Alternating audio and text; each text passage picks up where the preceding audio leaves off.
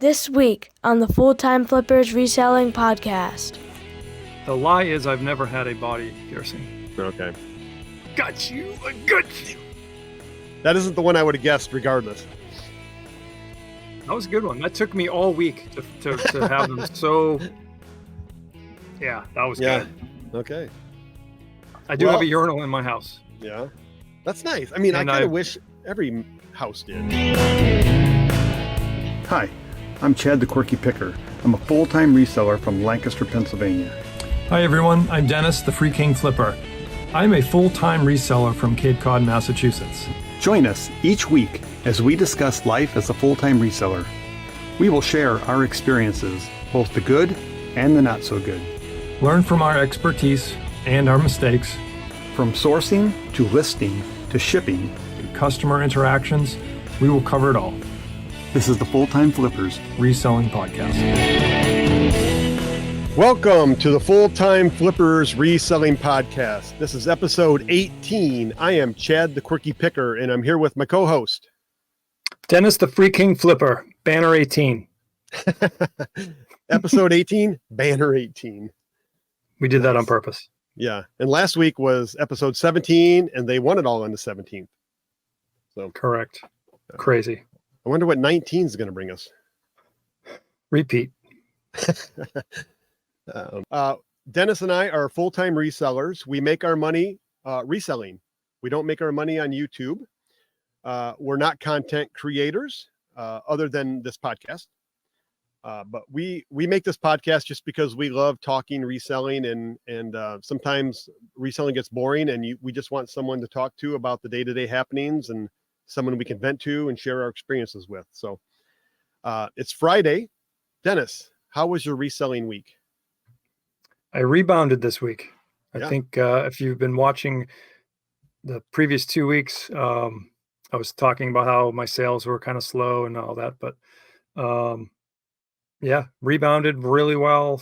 Just solid days, lots of sales, consistent sales, which is great. And little weird, midweek holiday with Juneteenth, which my post office was closed. So I didn't realize that my money, I get paid weekly from eBay, and that payday is on Wednesday and not when the bank is closed. So I was expecting to get paid. Yeah. It's direct deposited. It didn't. So on Tuesdays, it says we have sent your money to your institution. And normally I will get paid the very next morning on Wednesday morning. Bank is closed Wednesday morning. So they didn't do anything. I got paid Thursday morning.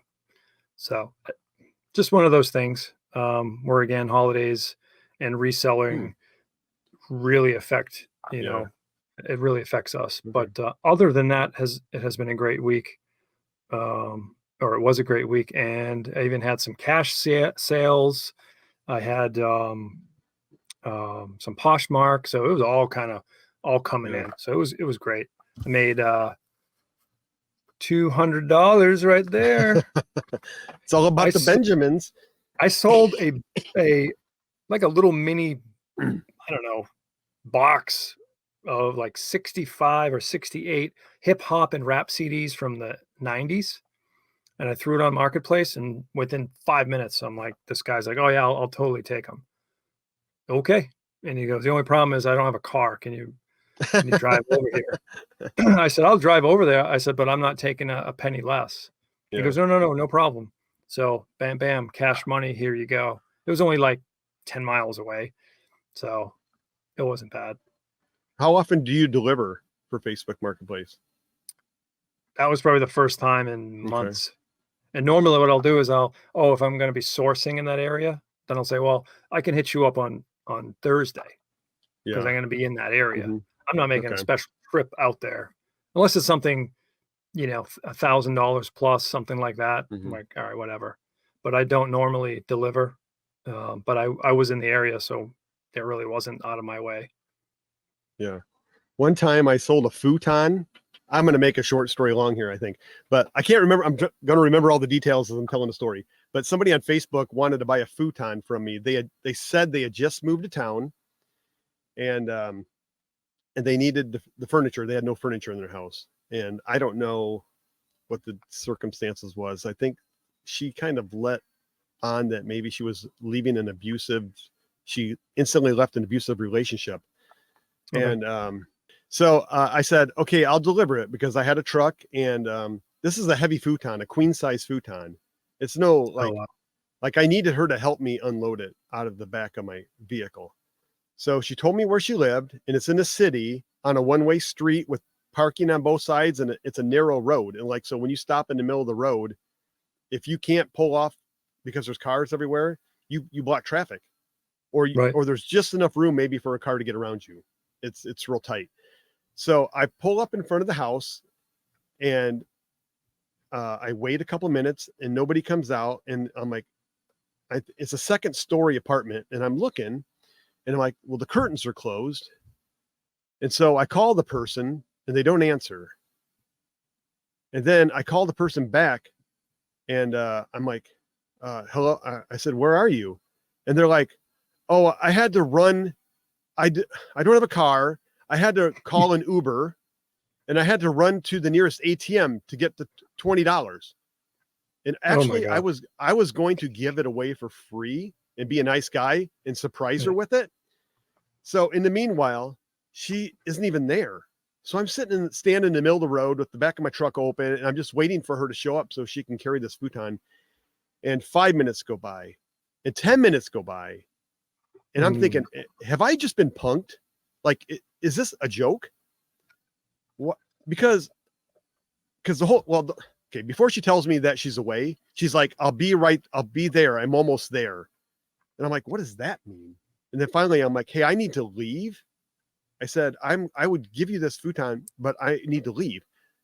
Well, why didn't you tell me? You didn't give me enough heads up, enough warning or whatever. And I had to go get money, and I didn't know where I don't know where the nearest ATM is. So I called an Uber, and they took me all the way across town to some ATM. And I'm like, okay, well, if you're not back in 5 minutes, I'm leaving. She's like, please wait. I'm almost there. I wait another 10 minutes. She doesn't show up. So I actually leave, and I find a church parking lot nearby that's empty, and I sit in the parking lot, and I'm like, you can call me when you get home. I'm not blocking the road. I'm not there right now. And it was like 20 minutes went by, and I said, I'm leaving. And then the girl, she gets all mad at me, and she starts cussing me out on like over Facebook Messenger, right? So she's like, you did not give me enough warning. You didn't tell me when you were coming, and all this stuff. And I'm like, hey, I just blocked her at that point because she kept harassing me. But I'm like, I tried to be this nice guy and deliver it, and it just bit me in the butt. No good deed. Anytime something's free on Facebook, the level of commitment from the person buying it, well, she thought she was buying it for $20, but most of the time the level of commitment is like zero. Yep. They might or might not show up. That's why I like to advertise stuff for even $10. Yeah. Just to weed out all the people that, I don't know. I want someone at least $10 serious for a free item. Yeah. And then I tell them accountable. Yeah. I tell them, hey, when you get here, there's no charge. Don't worry about it. So, because I don't feel comfortable selling some things like an old treadmill or something like that. I don't know. That doesn't work right half the time. They want it for parts, but if I put it for free, I'd have 50 people responding in the first 10 minutes. Yep. So $10, you got like 3 people. So that's not how my week was. But my week's been okay. Those 2 estate sales online that ended this week, and I bought very little in the online auction portion, but I picked up some good stuff in the yard sale portion of the estate sales. In case you're new to this podcast, there's some local estate companies that will sell online. Their job is to clear the house out. It's not about making money. It's about making a little bit of money, but they need the house cleared like in a week. So they find the top 200 things in the house, and they sell those on an online auction. And then everything else left is just, they fill up a living room of the house or a basement of the house or a garage. And it's all make a big pile and make us a cheap offer, and it's gone. And I find all sorts of bargains in those yard sales. So I paid $10 for some Farberware grill accessories. And when I got them home and comped them, I had about $350 worth of stuff. Wow. And I didn't know it was worth that much when I bought it, but I was just buying stuff. I'm like, I'm pretty sure I can sell it. It had the boxes and some of it like looked unused. So yeah, I like those. Wow. I like when I can spend 20 and turn it into the 350 or more potentially. Moving on to a segment that we've done a few times here. It's called Two Truths and a Lie. Yeah, each one of us shares 3 things about ourselves, but only 2 of them are true, and the other person has to guess which one is the lie. Dennis, you want to go first? Mine is awesome, and I'm Okay. gonna get you because it's. I think I'm 0-2 in this game. Here we go. In no particular order at all. My house has a urinal. I've had a body piercing in the past, and I've never been fired from a job. Need to hear them again, or are you? Body piercing. You've had a body piercing in the past. You've Never been fired from a job, and my house has a urinal. I can believe the urinal. I knew a few people that have urinals in their house, so I'm gonna go say that's true. Body piercing, since you said last week you have some tattoos, so I'm gonna assume you must have had a body piercing at one time. So you've never been fired from a job. That's my final answer. That's the lie? Yes. The lie is I've never had a body piercing. Okay. Got you. I got you. That isn't the one I would have guessed regardless. That was a good one. That took me all week to have them. So yeah, that was good. Okay. I do have a urinal in my house. Yeah. That's nice. I mean, I kind of wish every house did. It's down here in the man cave. Yeah. And I've never been fired from a job. So all right, let's go. I'm going to tie it up right all here. right. Okay. Number 1, I used to own a 1966 Pontiac Le Mans. Number 2, my sister-in-law once swam in the Olympic trials and narrowly missed out on making the Olympics.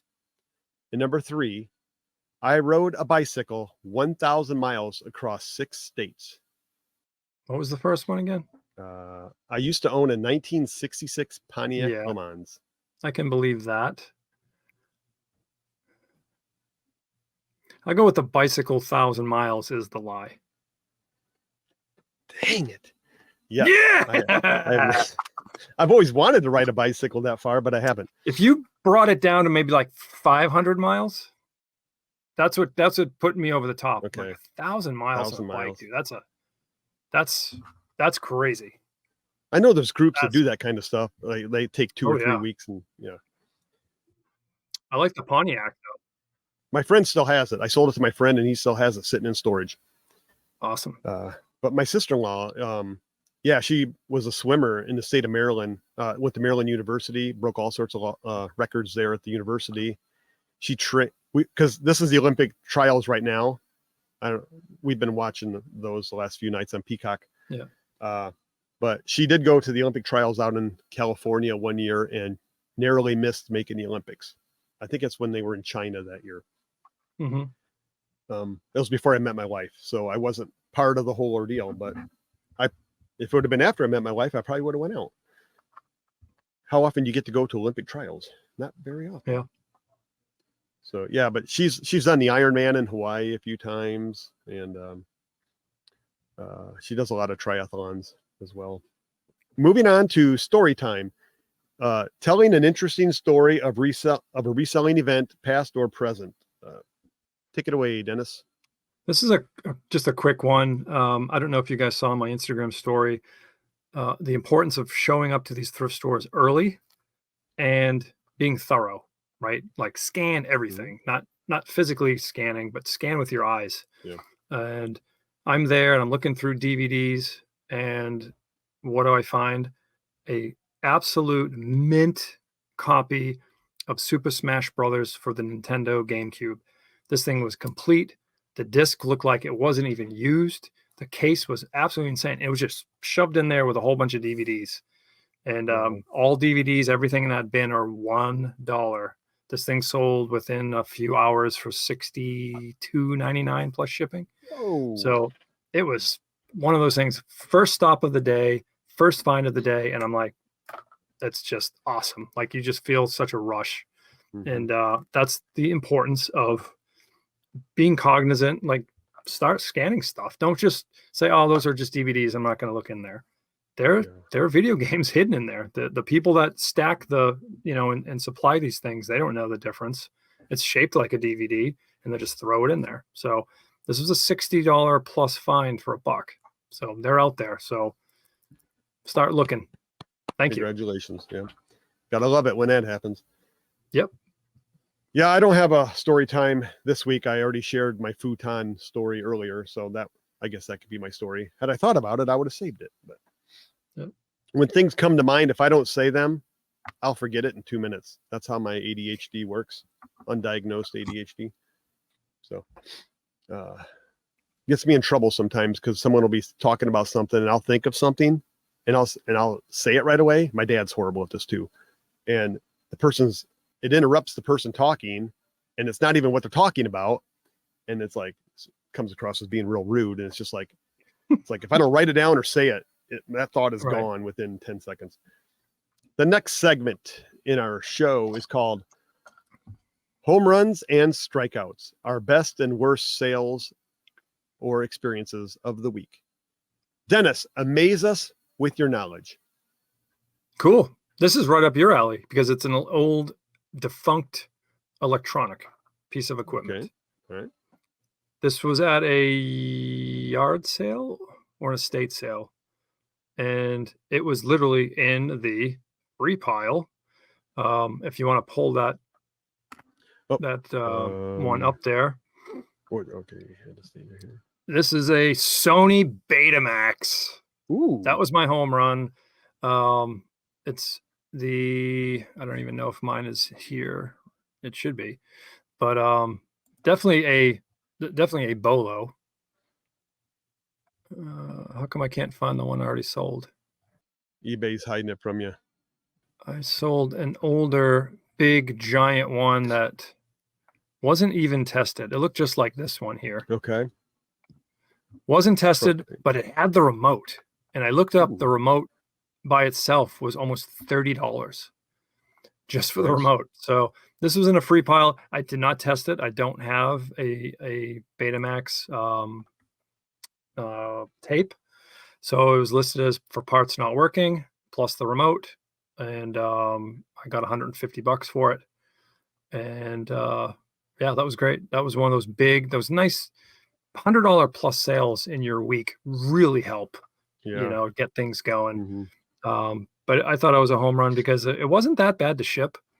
I had a nice cardboard box that was maybe 3 or 4 inches bigger than it dimensionally. Yeah. And then I used, I filled void fill with foam, pieces of styrofoam, kind of like it was, factory shipped like that.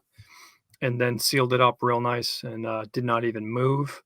And then shipped that out. So awesome home run. I didn't have it very long, probably at the beginning of this yard sale season.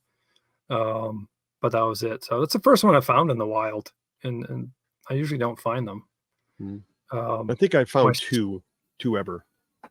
Yeah, because I know to look for them. I know people, even for parts, that thing will be worth the money. But so look for Betamax. You'd be surprised what they could bring back. That was my home run. My strikeout, and I actually paid for these, and I'm just being completely transparent. So from the picture on Facebook, this looked like a slam dunk. She's selling Stephen King first edition hardcover books. Okay, these are all first edition. I got that one. I got Cujo. I got The Stand. You know me. I love finding Stephen King. Yep. And this one's a little rough. That's The Shining. So I paid $10 for 4 books, thinking I will probably make 20 each, Mhm. 20, $25 a piece. So $10, possibly make $100. I get there and I was in such a rush that I didn't really look at them fully. I knew that like this one Okay. was kind of rough. Okay. She's a smoker. Oh boy. These things reek. I'm so upset. I didn't get it until I'm in the car driving away, and I'm like, oh no, I could smell it in the car. Yeah.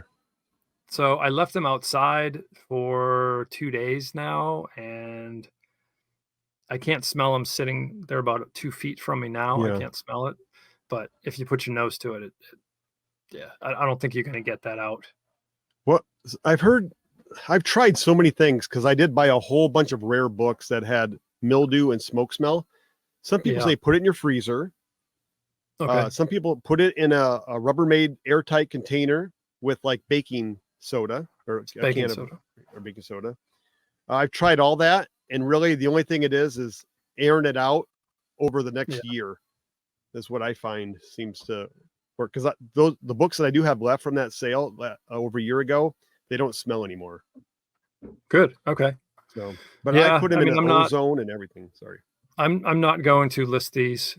I you're going to put in the description, smoke smell, and then people are just they're not going to buy it. I wouldn't. No. These are going to go in someone's collection, and they're going to smell. So I guess it's a strikeout, because I was really hoping to have these listed, and now I can't. So I'll have to either put them in the freezer or wait a year. So yeah. All right. My home run, I have 2 of them from this week. Make sure I got the right one here. Was a Harmon-Kardon Bluetooth speaker. I paid $10 for this at a yard sale, and I hooked it up to hooked up my phone to it with a 3.5 millimeter cable, and it sounded phenomenal. I couldn't believe how good it sounded. Like the amount of bass that this little speaker produces. Wow. So I paid $10, sold for $129. Now the other item that I sold this week was a Jeep Chrysler Dodge factory radio for $84. It has like the Bluetooth built into it. It's a CD, but it's full of features. And when I bought it at the yard sale, I asked the guy, does it work? And he's like, yep, I just wanted to upgrade to an aftermarket. And I said, okay, because I didn't test it. I don't have a wiring harness or anything. So I sold it as working. So I don't know if you can see. So anyhow, those are my 2 items that were my home runs this week. Nice. Now on to my strikeouts. The same 2 items I just showed you. The guy the guy who bought the stereo opened up a return, said when he plugged it into his car, the minute if his car was running and he plugged it in, it instantly shut the car off. What? But he showed me his radio, and it's a completely different model, different features, everything. The only thing is, like, it's got the same basic front design here. I wish I could make that bigger. But it's just not as many features. So I think maybe he just thought he'd upgrade his Jeep or whatever he had. I asked him what the model of the vehicle was, and he didn't tell me. But he could not get it to power on. And I'm thinking maybe it has like security features in it that like keep you from stealing the radio. If you try to take it out or something, it kills the car. I don't know. Yeah. So anyhow, he's returning it. And this person said they charged the internal battery overnight, and when they tried to run it on the battery, the battery was completely dead. It wouldn't charge. And I'm like, I didn't know it had a battery. I just plugged it in and it worked great. I didn't know there was an internal battery. I'm like, dang, I guess it makes sense. It's portable, but I just thought portable just meant like you could put it on any countertop in your house or something. Yeah. So I'm like, I think I'm just when I get it back, I'm going to keep it. It sounded so good. You can You could definitely list it again and just Yeah, say, yeah. only works when plugged in, Right. something like that. Mhm. If it sounds that good, I might keep it too, though. Yeah. Well, okay. No. If I can still make money on it, I might, but I'm not opposed to keeping it. Yeah. But those were strikeouts. But my other strikeout isn't a sale. It is these beautiful snowboarding boots. Last weekend, I bought a snowboard and these boots and the bindings for the snowboard for $50 total at a yard sale. The snowboard Nice. sells for around $250 without bindings. I don't know and these are like 20 years old. The guy that I bought them from was like 60, and he said that he used them 3 times ever. And when you look at them, they're brand new. So this week I got the boots out and was cleaning them up. And when I started to clean the leather, I don't know if you can see me point my little cursor. I'm like, Yeah. this leather is like sticky. And the more I wiped, I was just wiping the black leather right off, like the leather. And I'm like, oh, I think they're dry rotted. Yep. So I twisted one of the boots and it ripped right open. And they don't even look like they've been worn. But Yeah. I don't know where he stored them. Completely dry rotted. So I took a picture of them just for the show, threw them away. So I mean, I'm still gonna make money on the snowboard. I think I can probably get 200 plus shipping on it. There isn't any sold in the last 90 days, but when I go back 3 years, there's several of them have sold. What's the brand? Don't do that to me. I don't know. I didn't take a picture of it. All right. I can tell you next week. I don't know why I'm thinking Burton, but maybe that's what these boots were. Burton. Well, let's go away from this here. So it's a 159 centimeters long. And there's like a bunch of this same brand type model number, but they're like 155s or 150s. So nobody has a 159. So I don't know what that means exactly, but none available and none. I ride a 151, so it's okay. All right. So the trend has been to get smaller.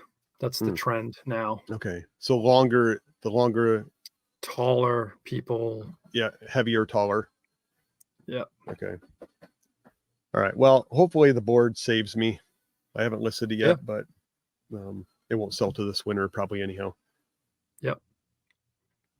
I'd even go locally too. I'd list it locally. Yeah. Oh, yeah. I guess I could do that on Facebook. That's a shame with the boots, though. Mm-hmm. Okay, moving on to BOLOs and NOLOs. One thing to be looking for and one thing that you wouldn't buy again. Denis, we have a special guest joining us today for this segment. You ready for this? Let's do it. Bring him on. Welcome to the show, Caleb, the Old Paths. Hey guys, how you doing? What's up? Good. Not much, just hanging out. Yeah. Caleb, tell us a little bit about yourself. Well, my name is Caleb. I'm known in YouTube world as the Old Paths. Me and my wife have been selling on eBay, me personally for 20 plus years, us together for about 4. We've been pretty well full-time about 3 years. Also a member of a podcast myself with Josh Bamberg Resell. We are part of the Two Old Guys Reselling podcast. That's my YouTube presence. Not a big one, but that's where you'll find me.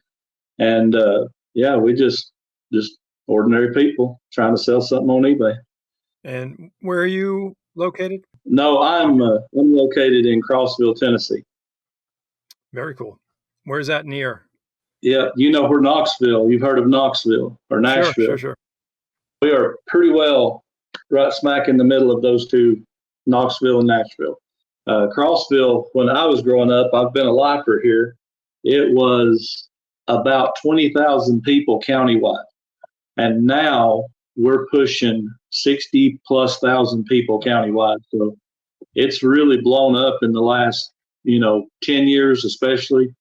Got a lot of golf courses, lot of retirees come here, and a lot of beautiful places, scenic places, a lot of beautiful places to live. So people like to come here and, build their retirement home.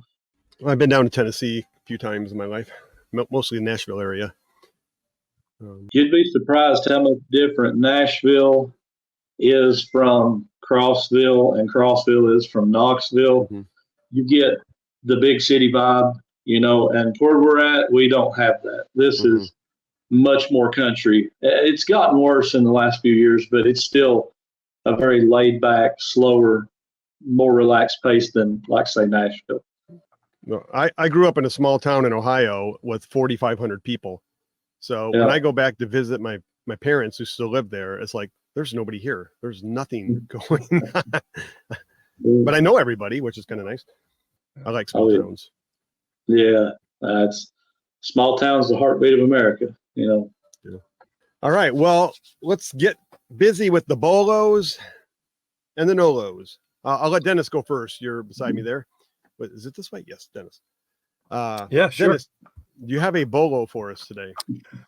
It was a crazy bolo, and I'm gonna have to not show a ton of the pictures on it because of the content. I have your attention now.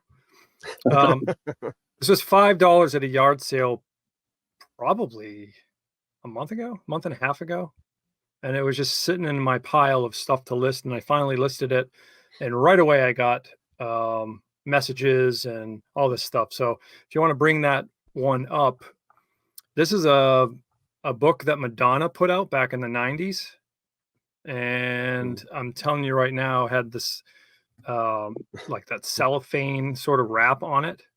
In any case, mine was the French version, and it came with this CD and then a comic book, and I sold mine for $150. Wow. There it is. This is mine right here. And I paid $5 at a yard sale for it, and I don't even think they knew what it was, but I'm like, this has to be worth more than $5. I was thinking like maybe $25 to $40, Mm-hmm. but no, they're very expensive. The new ones are almost $300 if you don't open it up and all that. No, I'm sorry, I stand corrected. Here's one right here, brand new, sealed, first edition, $455. So crazy. It is wild. This is just Madonna showing off herself. Oh no, there's all types of players in this. There's a bunch of different people. It's it's pretty crazy. Mine was numbered as well. It was a limited edition press, and then on the back of it has like a serial number. But it did not last very long, and I turned my $5 into $150, and I probably won't find one again. I don't know if I would have picked it up, actually. Really? Yeah. I mean, I don't know where I draw the line on what I feel is appropriate and what I feel is not appropriate. And I looked on eBay, and there was a ton of them for sale on eBay, and a ton of them sold. So I'm like, all right, that's cool. Yeah. And this was sold in stores. I mean, it wasn't anything great, but yeah. You could have bought this at Walmart, you think? Ooh, I don't know. Maybe Barnes and Noble. I bet you Barnes and Noble sold this. I mean, that's what the cover looked like. That cellophane or Mylar. I think it's like Mylar, like almost like that shiny sort of material that was covering it, and you couldn't tell what was in it. But people scooped them up, and I'll sell it. So controversial bolo, our first one. Caleb, what about you? Would have bought that, sold that, flipped that? What do you think? Not me, but that's just me. I try to stay away from anything. If I wouldn't have it in my house, I probably won't sell it on eBay. That's just my personal policy. Nothing. It's just my own personal thing. I'm weird about everything. Like, I'm pretty picky about music, movies, video games. I try not to sell anything that's just real inappropriate, I guess you'd say. But again, that's just a personal policy. Right. But I've still, it's pretty wild what will sell on eBay, I will say. Like stuff that most people would have threw that in the trash, never really thought nothing about it, not even put it out in a yard sale, and there you go, and it's worth that much. That's pretty wild. Yeah. You don't see a lot of that stuff around here either, but is Crossville country music? Is that what you see the majority of? It used to be a lot. Now it's a mix of, it just depends on what part of town you go to. If you go to our retirement villages, you're going to find a lot of old 60s and 70s. It's just a good mix of everything. Southern country music, jazz, everything. I bought a collection of 8-tracks from a guy yesterday. A lot of them was country and gospel and blues, and just, but he was probably 75 years old. So, that was his era, like his personal collection. The reason I bought them is they look perfect. And I've never seen 8-tracks look that good, but they look really good. That was our first controversial bolo. I love it. I think it's great. I love the fact that there's something out there for you to buy and something for you to sell. And what I buy and sell might differ from you and everybody else. So I don't want to hear from people saying, "Oh, I can't find anything. I can't find anything." No, you ain't looking enough. There's so many different niches and things that you can get into. Just know a little bit of knowledge about a lot of things, and you're going to find a buyer for whatever you want to sell, except Beanie Babies and Disney VHS. Don't be doing that. You don't buy every Black Diamond VHS you find. Come on, man. Just the Cars movie. That's the only one that I'm trying to find in the clamshell. I've been looking. Can't find it. Good luck. Yeah. My Nolo, and I just thought of this because I used one of these yesterday for a job. If you want to bring that slide up, it's used Harbor Freight tools. Used. I'm saying used, like you're actually gonna sell this on eBay and try to make money. I don't know what you're trying to do with some of this stuff. I don't even think. I think this is probably the price that this is new. You know what I'm saying? Like this stuff is garbage. This stuff is absolute garbage. Yeah. $143 for this mix set here. Harbor Freight, like $20 plus 10 shipping. I'm pretty sure that didn't even cost that brand new in the store. Probably. You know what I'm saying? Like this is just crazy to me. So sell tools, absolutely. Are brands like really, what you're going to sell, what you're going to be looking for, absolutely. Don't be buying cheap junk and thinking you got a whole bunch of hand tools. Stay with your Snap-on, obviously, your Craftsman, Cornwell, Proto, anything that you see like made in USA. People still buy that stuff. Service tools. There's a whole bunch of them from back then. But if it's made in USA, you'll make some money. Then those Mercedes-Benz sort of brands like your Snap-on, crazy money. But this stuff right here, this is garbage. Don't even waste your time doing that. So that's my Nolo. Yeah, every once in a while I'll come across a toolbox at a yard sale and it's like $5 or $10 and it's full of tools. And I'm like, I think the toolbox is worth more than the tools inside. Absolutely. I can't buy tools and sell them because my son steals them from me. He's a boat mechanic, and I bought a set of Proto. You made me think of that. It was a pass-through sockets, and these things like $300 on eBay. And wow. I gave $80 for the set because it's like brand new. He's like, nope, never mind. He still got them, but it's okay. If he'd have bought them, he'd have had to pay $300 for them, so I saved him some money. Yeah. We buy for ourselves as much as I do resell sometimes. Yeah. I'll tell you what, I got into yard selling, not because I was going to resell. I got in because I don't like going to Walmart and I don't like going to Lowe's and paying full price. And when you can find something that's $300 in the store for $50 at a yard sale that's almost new, why wouldn't you buy it? You know. Caleb, do you have a Bolo and a Nolo for us? I have a Bolo. I have not sold this yet. I actually just bought it.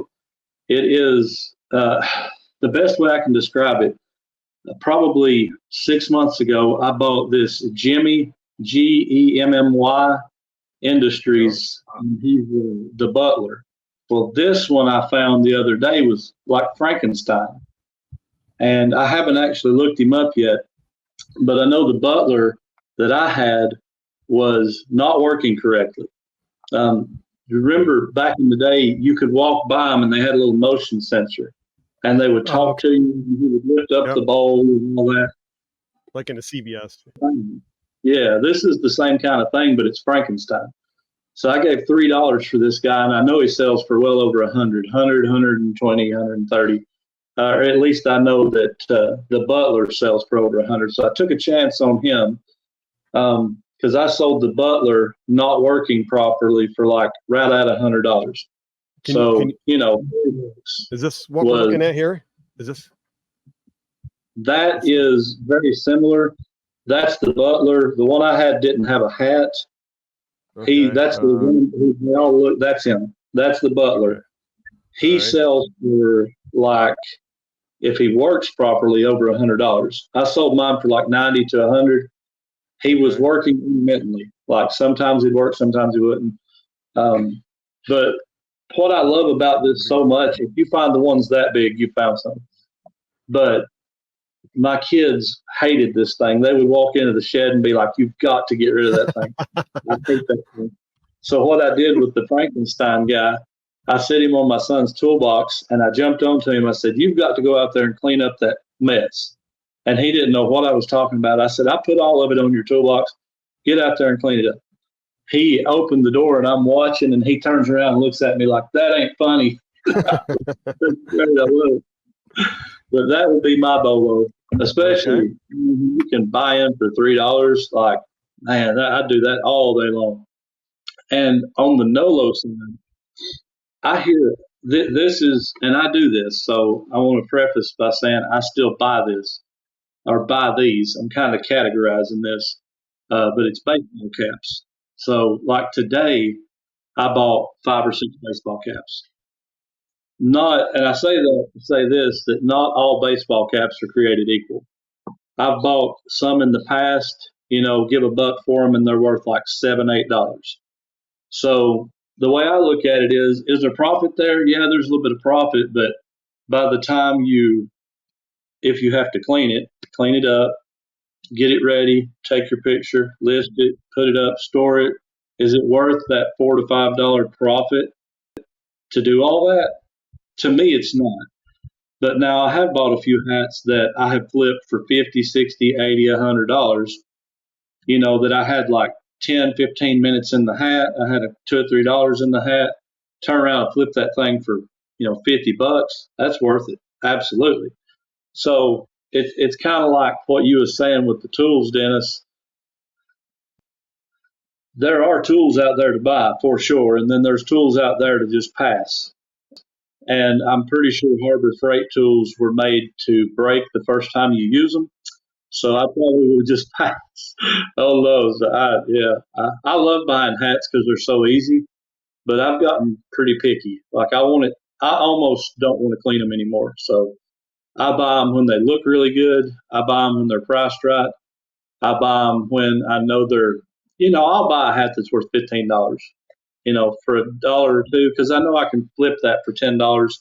$10 out of maybe 10 minutes worth of work, I'll do that all day. But if it's like $3, $4 profit, I'm probably going to walk away from that one. Yep. I have a bunch of hats and they don't sell at all for me. I mean, rarely do I sell a hat. And when it seems like the hats, I don't know, I thought maybe they would sell, they would be good hats when I bought them, but man, I'm lucky to get $10 out of a hat anymore. I've done the same thing. I've bought, when I first got into hats, I was buying every hat I saw.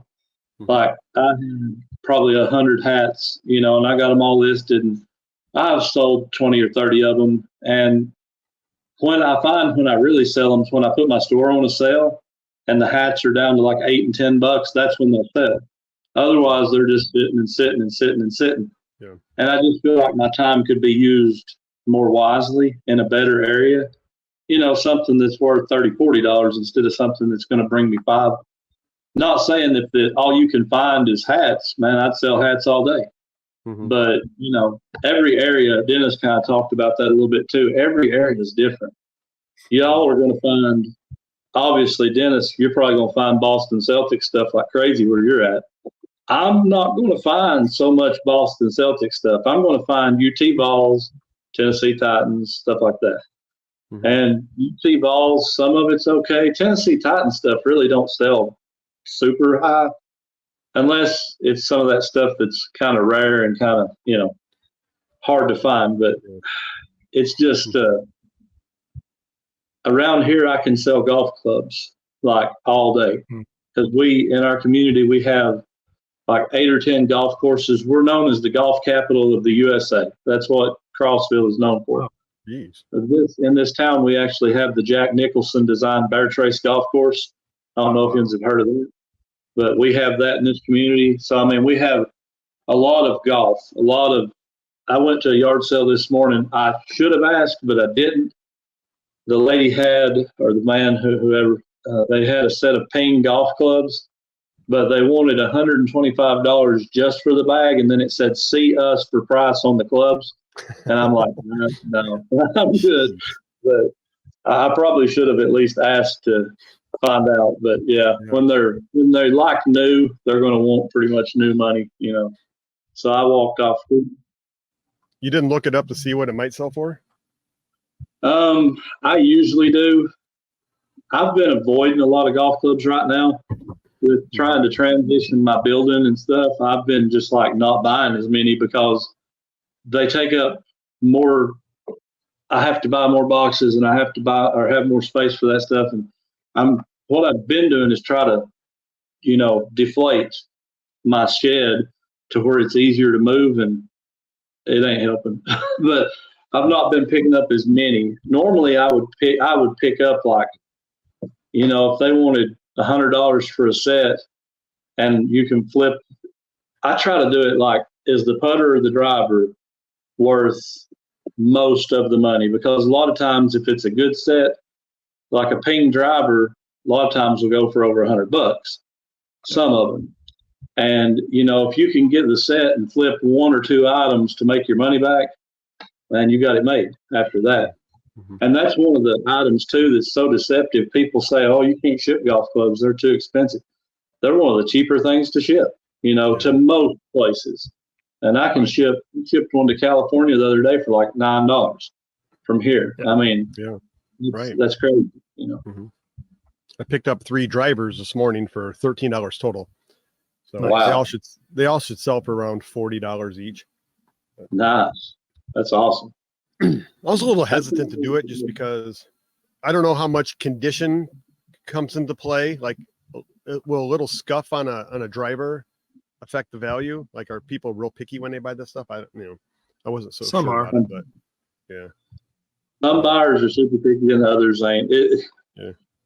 I like the video game market, they can be hard to deal with and some of them can't. So it's just every market. You find people that are different, but I like buying them because they're so easy. The hardest part about them is just taking the pictures, finding, because you got to lay them a certain way. And I tried to figure out a good way to build something that would hold the club against the wall, like where you could just stand back and snap the picture. But yeah, I never got that involved in it. So maybe one day I will quit being lazy and figure it out. Yeah. Okay. Well, started off with Frankenstein, ended up on golf clubs. You never know where this podcast is going to go. All right. Well, I have a bolo. I think last week I briefly mentioned I bought something that I said could be a bolo, and I sold it already. It is lawnmower blades. Yep, that's right. I don't even know how to pronounce this brand. Someone else pronounce it for me. Husqvarna. Husqvarna. So this is like a mulching blade. Let me see if I can find a picture there. And then, I don't know, it has some mulch cover. But I picked this up at an estate sale for $10, new in the box, sold it for $44 within a week. And anytime I find lawnmower blades, new or used, at a yard sale, and they're $1 or $2, I will almost always buy them because they'll have a part number on the back. Just go on eBay, type that part number in, and you'll find out what it goes to.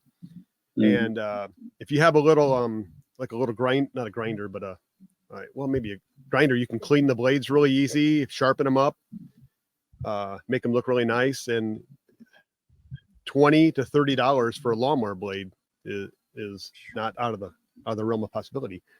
No. I was searching for some on Terapeak just to see kind of what used blades are going for. I think, yeah, these look brand new, don't they? Replacement blades. I typed in used. It must have taken me off of used.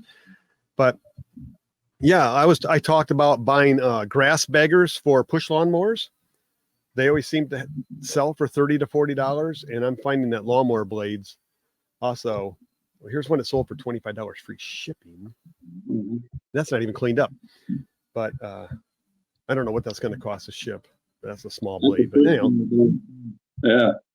So yeah, lawnmower blades is my bolo, and my nolo is ceramic Easter eggs. Now, I bought some Easter eggs when these, I don't know, they're decorative hand-painted Easter eggs. I thought maybe they would have some value, and I picked them up pretty cheap, but these sat in my store forever, and I sold them for $10 plus shipping. And then 4 days later, when the person didn't pay for them, they got canceled and relisted automatically. So that was the closest I came to selling an Easter egg so far. Wow. So there's nothing fancy. I don't even know if that's like a Holly Hobby figure or something on there, maybe. It looks like it. Yeah. Yeah. So I also have some others in my store. These were like hand painted. They kind of look like from India or something. And these are at $9 for the 3 of them. And they haven't sold. We'll see what happens when Easter rolls around. But I'm pretty sure I bought these last summer and Easter's rolled around once already and they still haven't sold. So maybe next Easter. So yeah, I don't know. Do any of you have any ceramic eggs? I went through that phase too. I've quit all that. Yeah, well, they're one step away from Goodwill. Yeah. I would take that step right now if I was you. Them blades, though, oh man, that made me think about my lawnmower. I had to buy blades, I think it was last year, and I have a Cub Cadet. It has 3. So, the only place you can buy the blades new is Tractor Supply, the actual blades that are made. So I go in there and they're $110. Yeah, I about died. So when I seen that price, $44, I'm like, man, that's a steal.